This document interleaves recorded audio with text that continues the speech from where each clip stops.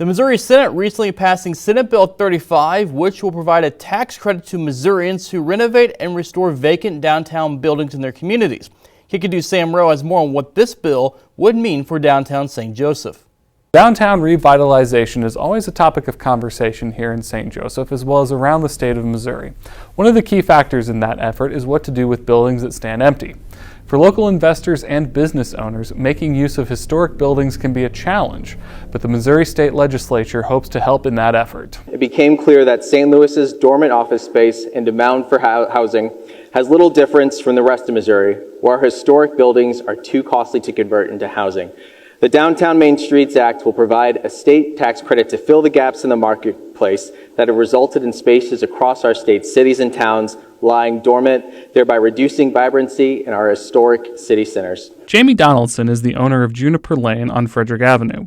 She hopes that this tax credit will bring more investors into downtown St. Joseph. St. Joe specifically, we have a lot of really old buildings, which kind of has a double-edged sword. We've got great architecture, but it takes a lot to keep them up to date.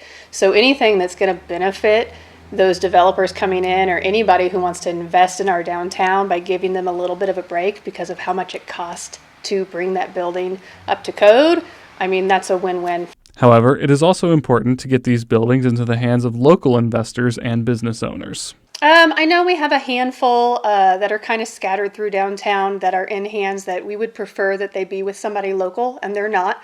That's just kind of one of those things that I think every town battles, but I think that we have less vacant buildings right now than we did even a year ago. And despite the fact that there is room to grow, Donaldson is optimistic about the future of downtown St. Joseph. I know as the city itself, everybody starts to find out what's happening. There's a lot of excitement. And so as each project takes off, I think it's kind of like that snowball effect.